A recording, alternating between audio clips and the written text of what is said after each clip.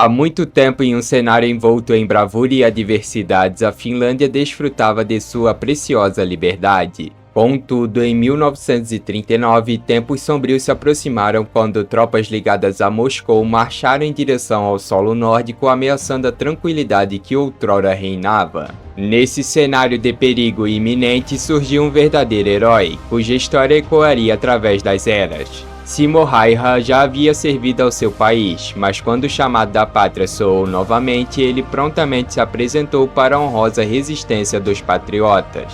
A vitória parecia distante, quase impossível de alcançar pelos meios convencionais. O desafio que se impunha era colossal, com o exército de Stalin se mostrando quase 4 vezes mais numeroso que o exército finlandês. No entanto, os corações finlandeses não vacilaram. Como verdadeiros soldados, marcharam para a guerra em um derradeiro confronto que vertia liberdade e coragem. Nesse momento crucial, Simo Häyhä emergiu como uma força inspiradora, motivando seus compatriotas a enfrentarem a superioridade soviética com determinação e bravura. Sua presença nos campos de batalha intimidava até mesmo o Exército Vermelho, pois sabiam que tinham pela frente um caçador habilidoso de soldados soviéticos. Essa é a história de uma nação lutando pela liberdade, de um herói cuja coragem desafiou todas as probabilidades. É um conto de resistência, sacrifício e união, que permanecerá vivo nas páginas da história, como um exemplo de como a força de um povo pode superar até mesmo os maiores desafios. Simo Häyhä, a Morte Branca.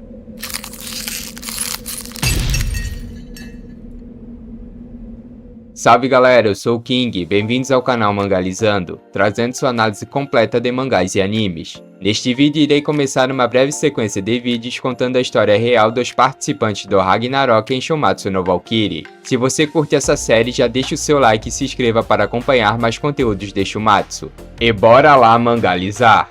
Lembrando que Simo já foi escolhido como um dos humanos participantes desta batalha, e teve sua aparência revelada no Twitter oficial de Shumatsu, após uma enquete em que disputava com os outros humanos ainda não revelados quem teria sua aparência divulgada, mas no fim ele ainda não apareceu no mangá. Biografia. A emocionante jornada de Simo Häyhä começou na cidade finlandesa de Hautajärvi, em 17 de dezembro de 1905. Simo, assim como muitos outros em sua cidade, levava uma vida simples como fazendeiro. Para escapar do tédio, passava horas caçando ou treinando sua pontaria nas florestas próximas. Aos quase 18 anos, ele se viu envolvido em grandes acontecimentos nacionais, como a Primeira Guerra Mundial, as guerras de independência contra a Rússia e a Guerra Civil Finlandesa. A Finlândia estava passando por momentos desafiadores e tumultuados. Depois da Primeira Guerra Mundial, o Império Russo, que havia se rendido aos alemães em 1917, deixou de existir, e a pequena Finlândia finalmente conquistou sua liberdade, ganhando territórios independentes. A defesa da liberdade. A liberdade da Finlândia durou até 1939, quando novamente soldados ligados a Moscou invadiram o país do norte. Simo Häyhä, que já havia cumprido seu serviço militar obrigatório, foi chamado novamente para se unir à honrosa resistência dos patriotas. O exército de Stalin era quase 4 vezes o tamanho do exército finlandês, mas os finlandeses não se intimidaram e marcharam corajosamente para a guerra, lutando por sua liberdade. Nesse momento crucial, Simo Häyhä se tornou uma inspiração para seus compatriotas. Ele desafiou a superioridade do exército soviético, deixando-os com medo de sua habilidade em caçar os soldados inimigos. Häyhä era um verdadeiro mestre de sua região, e nenhum inimigo se sentia seguro nas gélidas florestas ao norte do Mar Báltico. Com habilidade furtiva e destreza ímpar, ele sepultou inimigos um após o outro com precisão e ferocidade. Surpreendentemente, em pouco mais de 100 dias de guerra, estima-se que ele tenha eliminado mais de 700 soldados inimigos. Seu rifle Mosin Nagant M28 era sua arma de escolha, e ele abateu cerca de 542 inimigos com essa arma, enquanto mais 200 foram neutralizados com sua submetralhadora. Os números podem não ser exatos, mas todos concordam que foram muitos. O que torna a história de Simo ainda mais impressionante é que ele realizou a maior parte de suas proezas sem o auxílio de uma mira telescópica. Mesmo nas difíceis condições do inverno, ele derrubou oficiais inimigos a mais de 400 metros de distância usando apenas a mira aberta. Além disso, Raiha era conhecido por sua habilidade notável em atirar melhor quando estava sentado do que deitado, e ele tinha a capacidade de se mover entre posições com surpreendente fluidez, muitas vezes precisando dar apenas um tiro de cada posição para atingir seus objetivos. Furiosos com o destacado e solitário herói franco-atirador, Moscou emitiu ordens para que ele fosse morto ou capturado. Vários grupos de contra-atiradores foram formados e enviados para caçá-lo, mas, para surpresa dos soviéticos, esses grupos só aumentavam o número de suas próprias baixas. Diante do fracasso em enfrentar esse habilidoso fazendeiro, os soviéticos tentaram barrá-lo com intensas barragens de fogo da artilharia terrestre, envolvendo também aviões e navios em suas tentativas. No entanto, nada funcionou, e a Morte Branca, como era chamado, continuou a se mover entre as fileiras inimigas.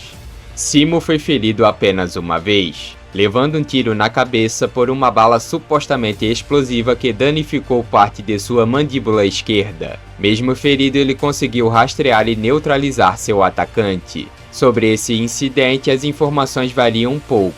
Alguns dizem que aconteceu durante a defesa da Finlândia, enquanto outros afirmam que foi durante a invasão alemã à União Soviética, quando os finlandeses auxiliaram as tropas germânicas, já que também consideravam Moscou como inimiga. Embora Simo tenha inspirado seus compatriotas a lutar de forma extraordinária contra os invasores, a liberdade finlandesa foi eventualmente sufocada pelo poderoso abraço do urso soviético. Mesmo diante de tanta coragem e habilidade, o destino da Finlândia estava além do alcance de um único homem, por mais valente que ele fosse. A Morte Branca. A alcunha Morte Branca é frequentemente associada à tradicional camuflagem militar finlandesa e ao alto número de mortes que Simo Raiha causou, mas essa explicação é apenas parcial. A verdadeira origem desse apelido encontra respaldo nos eventos da Guerra Civil Finlandesa em 1918. Naquela época, os brancos, que se opunham ao domínio russo e contavam com o apoio dos alemães, lutaram contra os vermelhos, que eram aliados da então União Soviética. Simo Raiha estava do lado dos brancos, mesmo sendo jovem naqueles conflitos. Foi sua coragem e habilidade excepcionais que o tornaram uma figura lendária, e a alcunha Morte Branca se originou desse período histórico. Embora sua eficiência no campo de batalha tenha contribuído para o nome, é importante lembrar que o título Morte Branca também carrega as lembranças daqueles tempos turbulentos em que a Finlândia lutou por sua independência e liberdade. O legado de Simo Raiha ecoou através das décadas como um símbolo de resistência e coragem durante um período crítico da história finlandesa. Sem mira. Simo Raiha optou por evitar o uso de miras telescópicas porque considerava que elas exigiam cuidados extras que ele não queria ter. Além disso, ele recusou um modelo mais avançado de rifle, porque percebeu que a mira desse o obrigaria a levantar muita cabeça para atirar, o que poderia ser fatal para ele em situações de combate. Simo preferiu confiar em suas habilidades excepcionais e confiança em sua mira aberta, que lhe permitia permanecer mais discreto e ágil no campo de batalha. Essa decisão revelou-se fundamental em sua carreira como franco-atirador, tornando-o ainda mais formidável em suas ações durante a guerra. O fim da guerra.